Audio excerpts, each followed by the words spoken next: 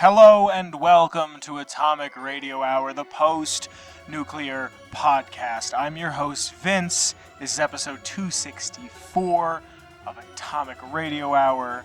How are you? You look fantastic. I hope you're doing well. Welcome to the show.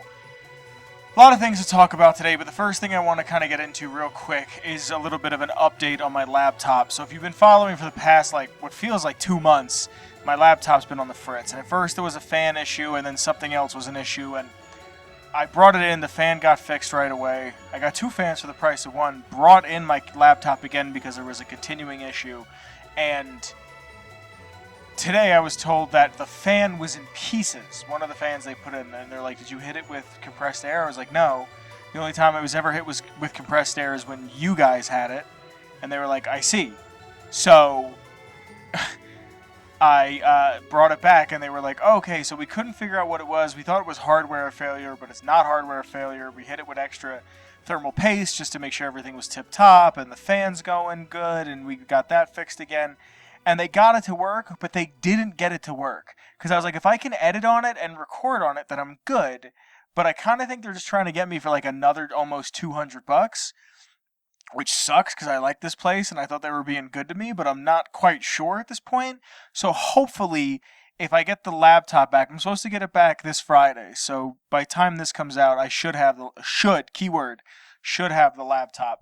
If I don't, you'll know by next week. But if I don't get it soon, I'm going to try to implement my desktop into the regular schmegular way that I used to make the show and go from there. Like I said, I want to go back to that way, but just everything that's been going on with computers and what have you has been a little difficult, a little challenging. So I have to kind of work back to it. And I mean, worst comes to worst, which is the worst, I'm going to have to buy a desktop to edit on.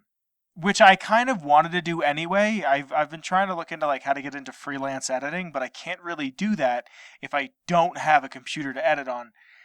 But I think that's the next move, and I'm going to have to get money together and work a ton of overtime and, just have enough to do it.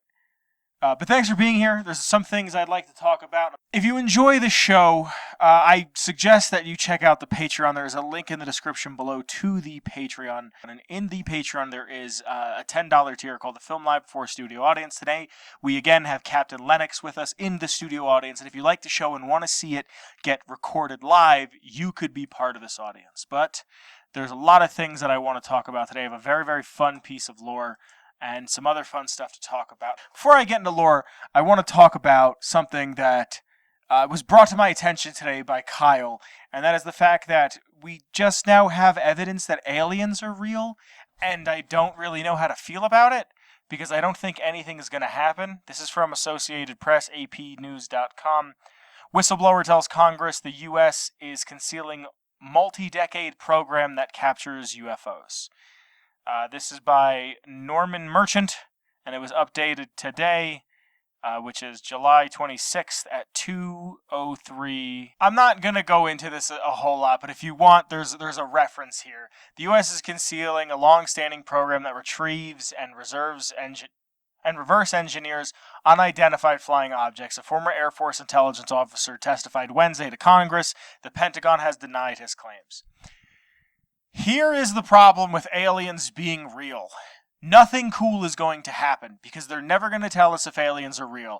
Because once we find an intelligent species that doesn't have a need, if they don't come here looking for war, doesn't have a need for anything other than to tell us how to prosper, how to evolve further, it's going to get taken away from us because of money. Because people are greedy, because if the aliens come here and go, why are you worried about taxes and healthcare and consumerism? We found out ways to make food plentiful and unlimited. We found ways to heal, and we found ways to expand ourselves and make our brain, use all the parts of our brain. And it'll never happen because it has happened already, as far as I'm concerned. I don't know if Roswell is true. I don't know if any of that stuff is real, but I believe in aliens. I've always believed in aliens. This planet, this galaxy, this universe, the solar system is far, far too big for us to be the only things, the only sentient beings.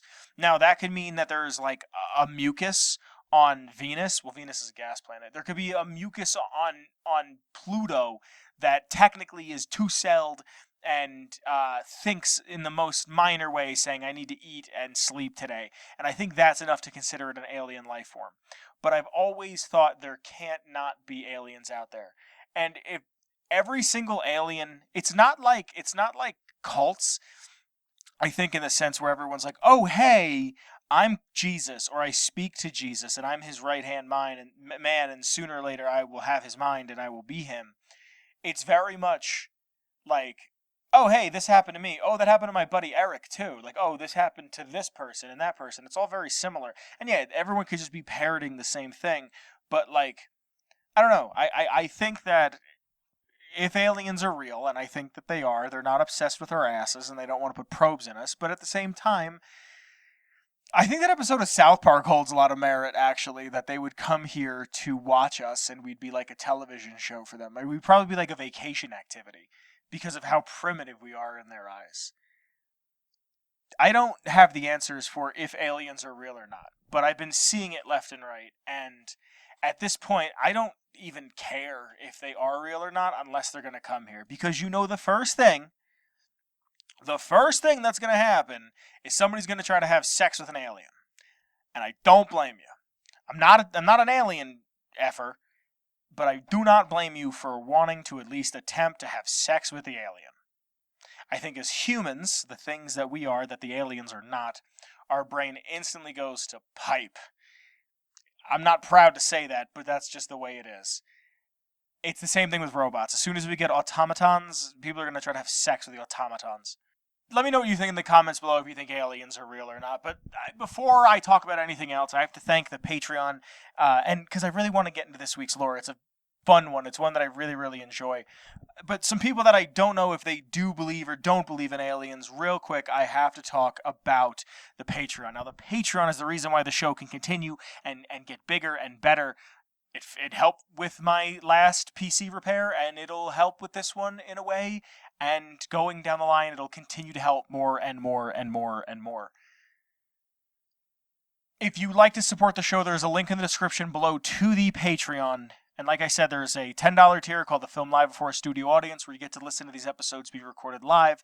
And there is also a $1 tier, the cheapest thing I can offer, that you can give $1 and your voice will still be heard in choosing this week's lore on the Fallout series. So starting from the top, I have to thank a few people. Starting with the OG Noah, thank you, Noah. After Noah, I have to thank Danny, thank you, Danny. After Danny, I have to thank Marcus, thank you, Marcus. After Marcus, I have to thank Mellow Millhouse, thank you to Mellow Millhouse. And last but certainly not least, I have to thank the man who is with us tonight, Captain Lennox. Thank you to Captain Lennox. And thank you to everybody else. Thank you to everybody who just checks out the show even for a minute or an hour, or goes back and watches over 260 some odd episodes. I thank you, I love you, and I appreciate you. Now, 264. It's a lot of episodes, and I feel like I've done almost every single vault. Turns out I haven't. There's a lot of stuff from 76, and honestly, to be honest, I'm waiting because I don't know what is canon and not canon from 76. I would assume the vaults are, but I don't think all the vaults are open, so I'm kind of waiting. Also, I have to be able to play the game to get in there, and I can't really use console commands to get over into certain places. But so 264, I wondered if there was a vault that was 64. There's not, but for some reason, just maybe because it's a nice round number, it's not a round number, but you know what I mean. Cut that.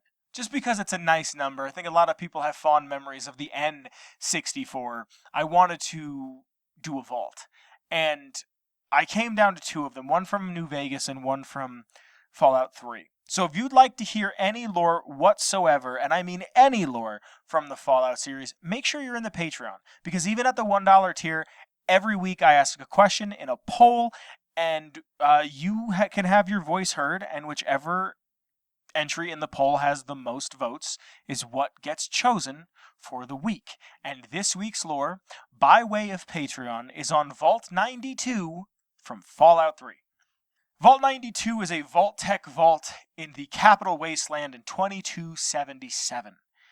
World-class musicians from all corners of the globe were told that Vault 92 was a safe haven to protect musical talent during the Great War. The experiment, however, was a white noise generator used to implant subliminal messages into the minds of the Vault's residents. So the overseer is a one Richard Rubin, which is an allusion to Rick Rubin, the musical producer, who you've probably seen but didn't know his name. He's the reason why the Beastie Boys are the Beastie Boys and Run DMC. He's worked with Slayer. I'm pretty sure he's worked with Metallica. He's worked with pretty much everybody. Dude doesn't know how to play an instrument, and I watched an interview with him recently. There's a picture of him on screen. I watched an interview with him recently, and he was like, I don't know how to play a single instrument. I can kind of do certain things, like I could program drums, and that's about it. But people pay me because I have good taste in music. So the overseer is Richard Rubin. He started on October 23rd, 2077, the Vault experiment, the vault-tec confidential plan, WNMSCE, or the White Noise Mind Suggestion Combat Experience. The Vault itself was supposed to have 245 occupants and run for a duration of 100 years, and it ran on a Brain Power 7 computer and had a General Atomics nuclear power system set up to supply the Vault with energy, electricity, running water, all that good stuff, right? Now, one thing that was added that's unnecessary or extra for the Vault, because of its experiment, because of its inhabitants, is sound and musical equipment and various musical instruments. All of this was installed to allow musicians to continue to create and protect human music and ideals. Now, humans, outside of every other mammal, every other animal on our planet, we make music in a way that's not just to mate. Yes, rock stars hook up with thousands of people without really knowing who they are, much like a bird with the prettiest song. But we have it where it's also just consumed for enjoyment. It's not just trying to lay pipe. It's very much like, hey, I'm going to whistle this tune, I'm going to play this guitar, I'm going to learn something about who I am as a person. I'm going to explore things about the human condition. I'm going to sometimes a song is just about shaking your ass. But we have a rare instance where it's not just to shake your ass and throw it down, or back, I should say, but very much we make this because it's fun. It's enjoyment. I went to a bunch of shows this year so far. I didn't go with the intention of getting laid. I went with the intention of listening to music and having a good time. And to think that maybe truly one of the only real arts that we have is humanity, outside of just the basics of taking a rock and scraping it against a wall and whistling. Like, it's that and whistling. That's all we really have. Like, we have that, and that alone, it feels like. Now, the subliminal messages that were put into the sound waves that inhabited the vaults, it was originally just supposed to be the recording studio room, but I'll get into a little bit later how deep it went into the vault. These subliminal messages were used to test if humans could be violent with the power of subliminal suggestion.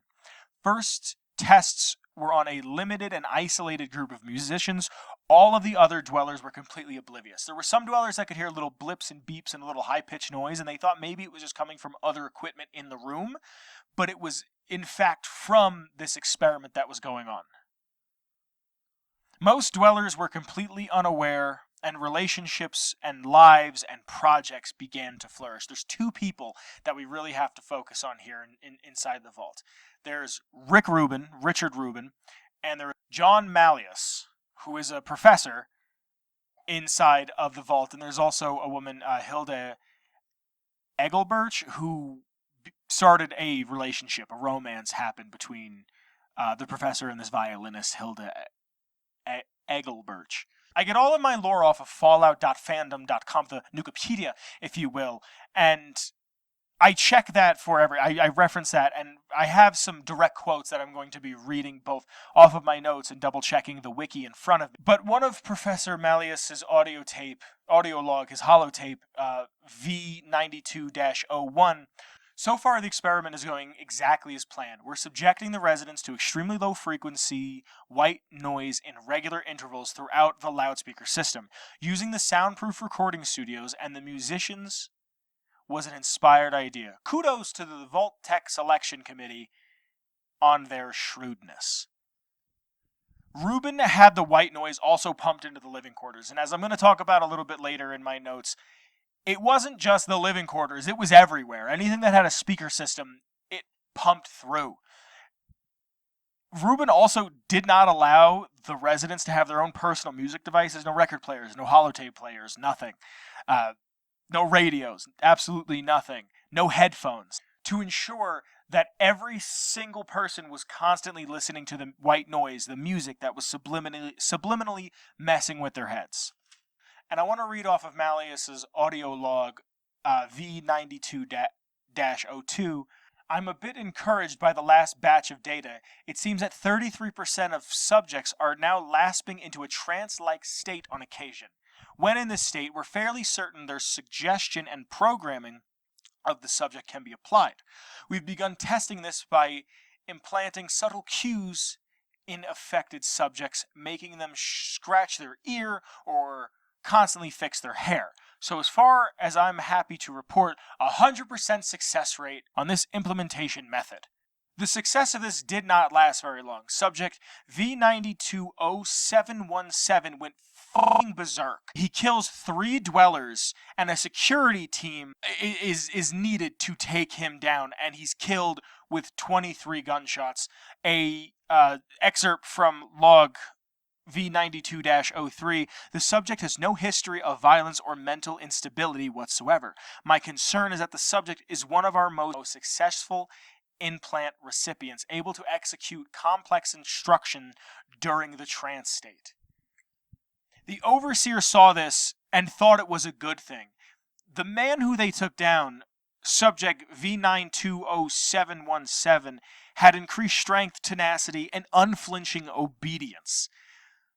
The experiment trudged on nevertheless. No one knew that the white noise was changing them neurologically. They suffered from dizziness, nausea, gradual loss of higher cognitive motor control, and psychosis in some cases. So some people were literally losing their mind. They were going insane. They were becoming psychotic because of this. And Overseer Richard Rubin thought this was a fine thing. And you couldn't even leave the vault. Like, that's the biggest thing. Like, even if Malleus or Rubin were like, you know what, this is wrong, I'm out, let's leave, let's try to get everybody out of here, they couldn't escape. The location was so poorly chosen, it's too close to underground water sources, and caused gradual deterioration throughout the entire vault, to the point that it caused the pipes to corrode and made the pipes leak throughout the entirety of the vault. The lower levels of the vault, their walls completely caved in even after attempts to reinforce. So not only are you losing people, you're losing space, you're losing resources, you're also losing this to time. Like, in 100 years, 200 years, even 5, 10, 20 years, even if we get the point where we have excavation machines and we can dig that shit out, there's no way you're going to be able to see what was down there. It's completely gone. The collapse of the vault was the least of their worries, though. Another 12 incidents happened with dwellers within a month. 10 dwellers fell victim to the white noise. To back this up, I'd like to read from Professor Malleus's audio log V92-04. Unbelievable. We had 12 more incidents in the past month, mirroring subject V920717's action. The shocking part is the savagery. This aberrant exhibit when they murder. They rip the victim apart limb from limb, eviscerate them by hand. They used to be respected members of the musical community. How could this be happening? Where have I gone wrong? There's also Richard Rubin's personal logs and his personal entry 000897377. Malleus says MNWSCE is a failure. So there's been a few deaths, 1 step back, 2 steps forward. It's easy to suppress what everyone in the vault is calling crazies. I've added a command word to their suggestion implants. Simply say the phrase, "Sanity is not statistical," and they will stop dead in their tracks. I've informed the guards of this, but I've told them to only use it when in earshot of anyone else. At this point, 30% of the Vault's population, almost 70 people total, were estimated to be clinically insane, and 35 people were dead. Professor Malleus proposes abandoning the Vault because it turned dangerous for the dwellers, but also him and the overseer, but the security guards, the other dwellers that weren't experiencing any form of psychosis. It was incredibly dangerous for them because the ones that were experiencing psychosis were pretty much boiled down to nothing more than just mindless brutes. From Rick Rubin's personal entry 000897398, the command phrase is no longer working against the crazies. I don't know what the hell happened, but I'm losing control of the situation. If we don't get things under control soon, we're going to have a huge revolt on our hands. Malleus is inciting the rest of the Vault into action. I'm afraid by the power invested in me by vault-tec Corporation, I have no chance but to have him killed. What a waste. Some of the Vault dwellers, along with Malleus, got their hands on some guns and tried to protect themselves. The entire Vault fell to its knees. Professor Malleus was told the truth about the Vault from a mortally wounded security guard. The white noise emitters were hooked up into the bedrooms so they could get into the dwellers' heads. They could get exposure in their sleep. And from Malleus's final log, audio log V92-06, I can't believe what I've discovered. Just before he died, one of the security team members told me everything.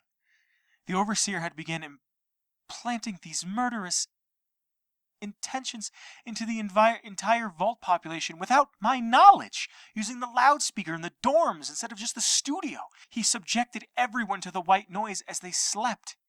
He then implanted combat suggestions he claimed came from vault-tec itself. He must be completely insane. No observation, no controls.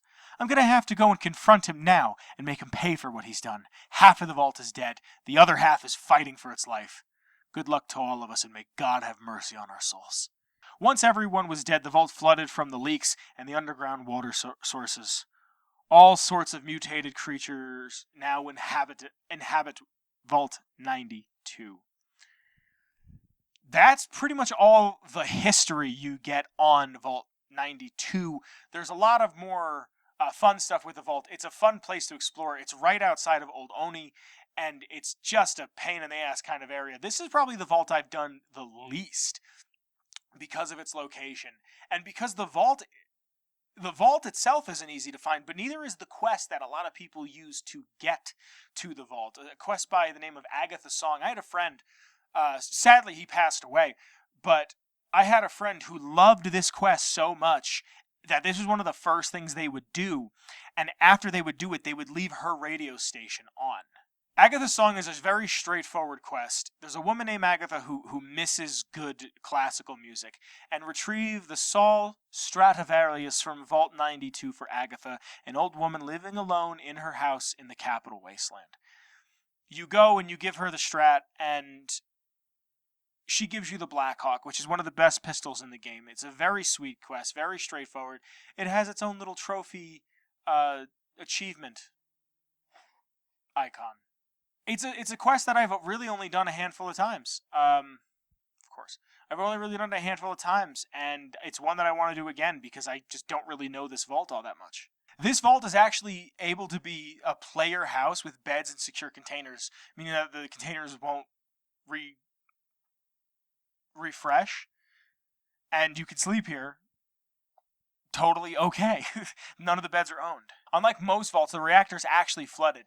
The engineer's logs mention stress fractures and water seepage in 3 areas on D level, presuming the existence of an underground lake or spring, and warning that unless a solution is found, we'll be knee-deep in nasty groundwater, or worse.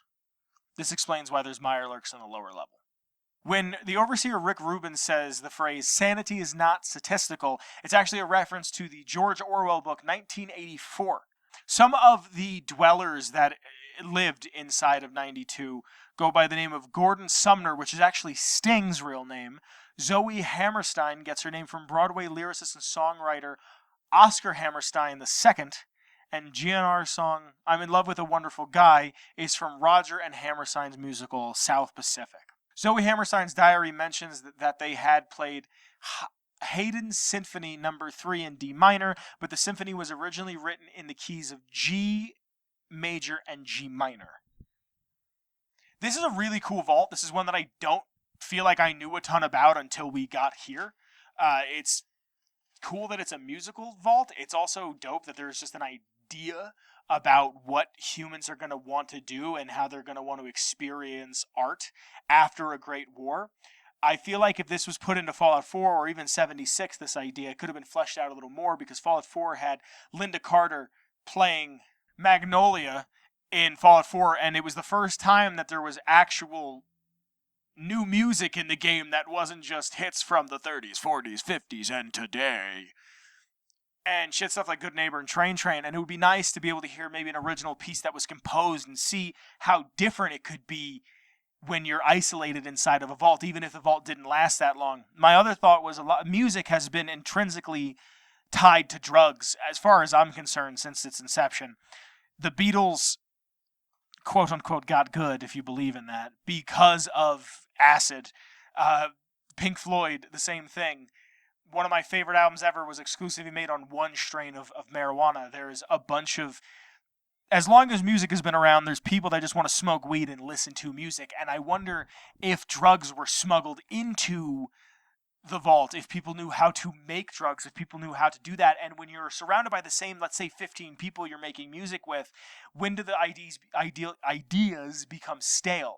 Is it a constant reinforcement? You don't have any other outside experiences from the world coming into you. It's very, very interesting to me to think if I put, let's say, 50 musicians in one house for 20 years with no outside interaction, how much different would their sound change? Would they go insane? Would they be making the same shit ever? Would you get something that is like a phenomenal cultural touchstone that's like, this is it, like this is what this is all about, like this changes the way... Would you get a thriller? Would you get a thriller times 10? I like this vault a lot. It makes me think, and that's one of my favorite things about Fallout, is it lets my mind do all the creative thinking with its environmental storytelling and whatnot. But that, my friends, is pretty much all I have for this week's lore. I hope you guys are doing well. I hope you guys are living it up. You guys are chilling, kicking it. I had a weird day today. As I left work, some woman just... And this is like all Colorado drivers, man. This is like... I don't know what it is. They're all like this. This woman got out of her car at a stoplight, at a busy intersection, man. Got out of her car with the keys, I'm assuming the keys in there, got out of her car and started banging on my window, and I'm just not looking at her. Like, if a homeless person starts banging on my window, I'm not gonna, like, make eye contact, because that's what they want. And I know that sounds really inhumane, but, like, I'm just trying to go about my day. I understand that they're in a situation that no human should be in, but, like, I got places to be. I just worked 10 hours and I'm exhausted. She starts banging on my window, right? And I'm on the phone with my mom. And I'm, like, not listening whatsoever. And I'm, like, on the phone with my mom going, this crazy woman is banging on my door. Can you believe this? She's banging on my window. She's getting, like, in front. Like, you know the blind spot on, like, the driver's side? She's, like, getting past that in my front windscreen. And she's, like, waving up and down. And I'm, like, inching forward just to make sure that, like, she knows that I'm not paying attention. And then the light turns green and I peel out because there's no reason why anybody... So, like, that... And then I thought she was following me because I was like a quarter of a mile, like maybe even a third of a mile ahead of her. And then she's just behind me and I thought she was filming me. So I, like, made a right-hand turn and totally got lost for like an extra, like, 15 minutes because some whack job. So tomorrow, I think I'm going to wait till the same time I left work today and make sure that I'm in front of her and see if she does it again, just to see how much of a nut job she's going to be this time. Anyway, the main thing I wanted to talk about here, I just wanted to talk about that because I couldn't believe how wacky ass it was. I saw the Barbie movie, and it rips. It's so good. It's not a kid's movie, and that kind of sucks, but it's also just like this feminist banger, and I loved it. And it was just like There's a scene in there where a character gives a speech about like, I can't be too sexy, and I can't be too ugly, and I can't want to have sex, and I can't not want to have sex, and I'm just a woman, and like I can't win. And I really enjoyed it. I thought it was funny as someone who collects toys and understands the importance of toys and how Barbie has shaped a generation of women, multiple generations of women, and how people say, oh, she's too sexy. Oh, she's not sexy enough. Now there's Barbie in a wheelchair. I believe there's a Barbie with Down syndrome. There was trans women in the movie that were Barbies. It was cool. It was cool to see everybody represented. Everybody loved. Everybody was there. It was very gay. It was a very gay movie. I'm not saying that in a bad way, but I'm saying in the sense that the audiences, it was a lot of women and a lot of gay people. And I genuinely want to know from you guys. So leave a comment or join the Discord and let me know if you guys get this, because nobody knows how to shut the hell up in a movie now. And when I left, I looked at my one friend and I go, is it because the last big movie before COVID was the last Avengers movie, and people just think that it's okay to like yell and complain because that's what the last Avengers movie was? At least for me, it was very much everyone like hooting and hollering and like, yeah, Captain America, and like going nuts for no reason. I get it, you're having fun at the movie. Like I enjoy when people laugh, and like even people like, yeah. Like at Godzilla movies, I go, yeah. Like I'm like, hell yeah, Godzilla, kick his ass. Like I get excited for those movies, and I get it. But when it's like people talking to the screen like we're watching Dora the Explorer, I was like, is it because that was the last big movie? And my friend looks at me and goes, no, maybe, who knows? But he goes, I think it's because for the past 3 years we've been all cooped up inside and just watched everything on streaming. So if you're watching that with somebody, you just go, that's pretty dumb. Did you ever see this guy in Roseanne? Like it's just, that's what you had as the norm.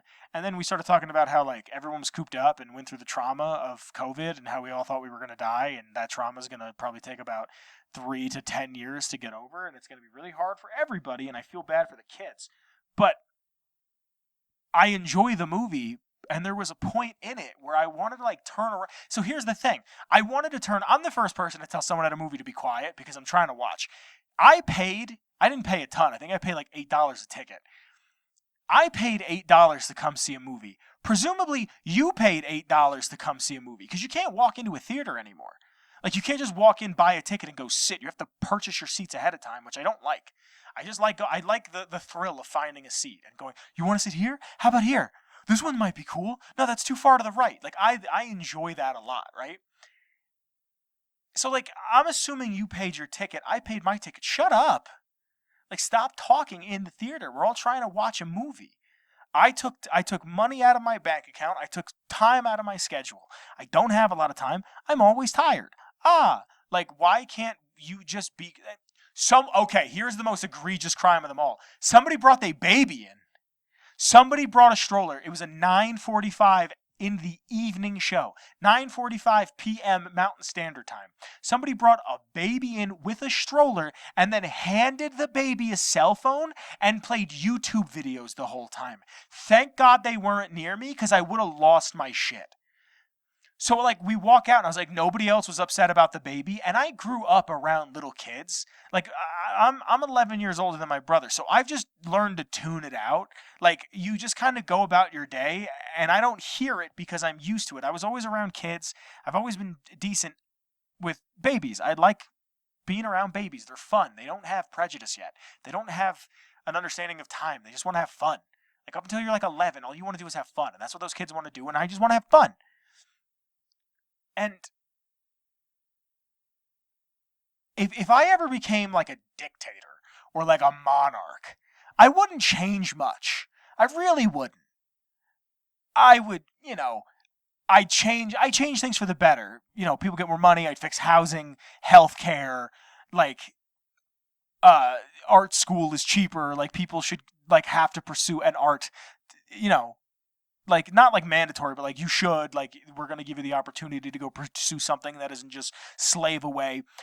But like, my dictatorly thing would be if you bring a kid into an R-rated movie, first off, that's one thing if they're quiet. If you bring a kid into a movie or a baby into a movie and I can hear the kid or the baby talk the entire time or watch a video the entire time, I'm having your children taken away from you. You don't deserve to have children at that point. You don't, like, you're ruining the experience for everybody else. Seeing a movie isn't cheap. $8 to see a movie, another $9, $10 for a big bucket of popcorn. That's $20 for me to go sit down. And I don't mind that. Because growing up, all my friends that smoked weed, when I didn't smoke weed, they'd be like, oh man, come on, let's smoke weed. And someone would buy a gram of weed for fucking $20. They'd be like, oh, dude, this is such good weed. Oh, I'm so high. Yes, dank nugs. And I'd be like, yeah, that $20 gets me into the movies or buys me like 2 DVDs or buys me like a record or 2 records or 2 CDs, or like if I go to the 50 Cent room, I could get 40 records. You know what I mean? Like, so like to me, that's not a ton of money. I'm being entertained. But like people are yelling at the screen and these women are yelling at the screen, and how am I supposed to turn around and tell women to shut up at the feminist movie? It's almost like I didn't understand the plot of the movie. So I'm like stuck in a rock and a hard place where I just want to be like, yo, I need you to be quiet. She's in the middle of like the speech of the movie. Like not the memes that we saw in the trailer, but like the point of the movie. I'm trying to experience this. The Barbie movie, if nothing else, will win an Oscar for set design and costume design because everything looked like a toy. Like I hate CGI. There was one instance of CGI that was not practical, and I say practical in the sense of like, oh, it helped flesh out the backgrounds or something. Like it's a waffle coming out of a toaster. That's it. That's the only CGI. Everything else was done with like wires. Everything else was done with real props. Everything looks like a toy. They walk on the water and it's solid. It's a fantastic movie. It's very, very fun. It's very, very enjoyable. I'm seeing Oppenheimer this weekend. I hope people don't talk during it. It's also a 3-hour movie about men smoking cigarettes and talking about genocide. So I hope it's not like, oh, ha ha ha ha ha, the whole time. But I look forward to seeing that. And next week, I'll probably let you know what I think about it a tiny, tiny bit. And that's really all I have for you this week. I hope you guys are well. I hope you're safe and happy. If you like the intro music, it's by the one and only Shane Ivers. Link below to not only the intro song Feather Duster, but a link to all of his music at silvermansounds.com/featherduster. Join the Discord. Come and have a conversation. Let me know how you're feeling, what you're thinking, what you're doing. There's also a link to the Patreon. Again, thank you to the Patreon. You could support at the $1 to the $10 level. There's a link to the Redbubble to help support. Just showing this to a friend, sharing it with a homie, doing something nice with your pals helps out tremendously. I love you very much, and hopefully I'll see you and you'll see me next week. But if not, we're going to work it out. I love you very much, and I'll be seeing you soon. Bye, everybody. Atomic Radio Hour Podcast. This has been a production made by your friends at Ghoulman Entertainment.